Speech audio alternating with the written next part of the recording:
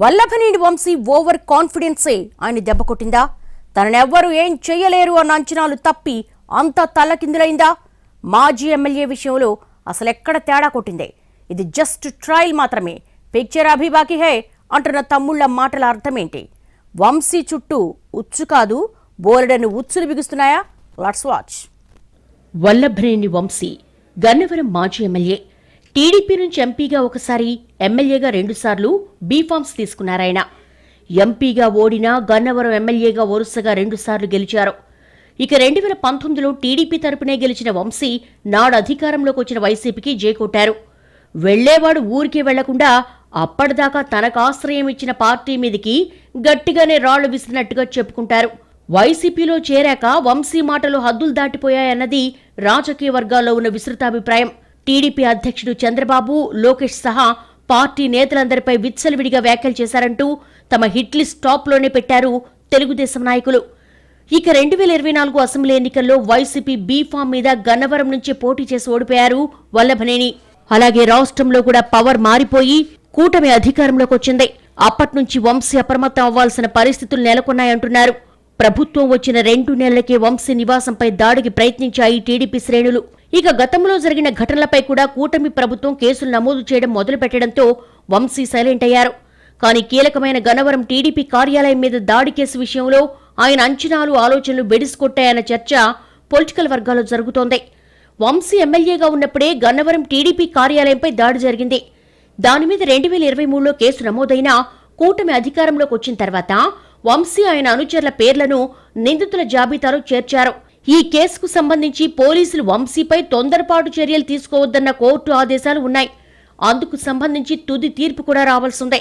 ఈ సమయంలో ఇదే కేసులో ఫిర్యాదుదారుగా ఉన్న సత్యవర్ధన్ని వంశీ కిడ్నాప్ చేసి బలవంతంగా కేసు విత్డ్రా చేయించారన్న ఆరోపణలొచ్చాయి. దానికి సంబంధించిందే ఆయన అరెస్టు కావడం కలకలం రేపింది. సత్యవర్ధన్ను కిడ్నాప్ చేయలేదని, స్వచ్ఛందంగానే కేసు విత్డ్రా చేసుకున్నాడనేది వంశీ వర్గం మొదటి నుంచి చెప్తున్నమాట. కానీ టెక్నికల్ ఎవిడెన్స్ అంటూ టీడీపీ సీసీ కెమెరా ఫుటేజ్ విడుదల చేయడంతో మ్యాటర్ కొత్త మలుపు తిరిగింది. తాజాగా సత్యవర్ధన్ని వంశీ తన అపార్ట్మెంట్కు తీసుకెళ్తున్నప్పటి లిఫ్ట్లోని విజువల్స్ విడుదల చేసింది టీడీపీ. దీని ద్వారా సత్యవర్ధన్ని వంశీ బెదిరించారని, ఆయనే కేసు విత్డ్రా చేయించారని తమ వాదనకు బలం చేకూరిందని అంటున్నారు తెలుగుదేశం నాయకులు. కేసు, విచారణ, తీర్పులు, శిక్షలు ఇవన్నీ లేకుండా అసలు ఫిర్యాదునే వెనక్కు తీసుకుంటే ఏ గొడవ ఉండదన్న తెగింపుతోనే వంశీ ఇదంతా చేశారన్నది టీడీపీ నేతల ఆరోపణ. ఇదే సమయంలో వంశీ తీరుపై కూడా రకరకాల చర్చలు నడుస్తున్నాయి. ఓవైపు టీడీపీ హిట్ లిస్ట్ లో ఉన్నాడని తెలుసు, మరోవైపు రాష్ట్రంలో కూటమి ప్రభుత్వం అధికారంలో ఉందని కూడా తెలుసు. అయినా సరే అంత ధైర్యంగా కెమెరాల సాక్షిగా వ్యవహారాలు నడిపించాడంటే వంశీది తెగింపా ఇంకేదన్నానా అని మాట్లాడేసుకుంటున్నాయి రాజకీయ వర్గాలు.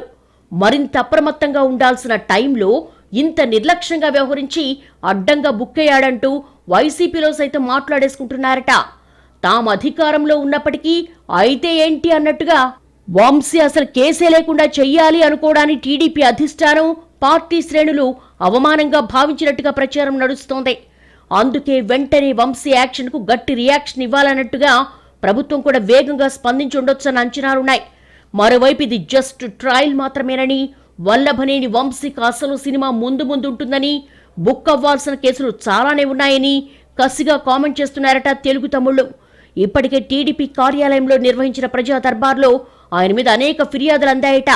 మట్టి తవ్వకాలు మొదలు వచ్చిన ప్రతి ఫిర్యాదుపై ఆధారాలు సేకరించి కేసు నమోదు చేయడానికి రంగం సిద్ధం చేస్తున్నారనేది లోకల్ టాక్. మరోవైపు పాత కేసుల్లో వంశీని విచారించడానికి పీటీ వారెంట్లు కూడా సిద్ధం చేస్తున్నట్టుగా సమాచారం. ఈ లెక్కన మాజీ ఎమ్మెల్యేకి ఈ కేసులో బెయిల్ వచ్చినా మరో కేసులో అరెస్టు చేయడానికి, విచారించడానికి రంగం సిద్ధమవుతున్నట్టుగా చెప్పుకుంటున్నారు. అధికారంలో లేనప్పుడు మరింత అప్రమత్తంగా ఉండాల్సింది పోయి తననెవరూ ఏం చెయ్యలేరన్న ఓవర్ కాన్ఫిడెన్స్ లో వంశీ ఉండవచ్చని, ఆ అంచనాలు తప్పి ఆయన ఫేట్ తిరగబడిందన్న చర్చ జరుగుతోంది రాజకీయ వర్గాల్లో. ఈ స్టోరీలో ముందు ఎన్ని ట్విస్టులుంటాయో చూడాలి.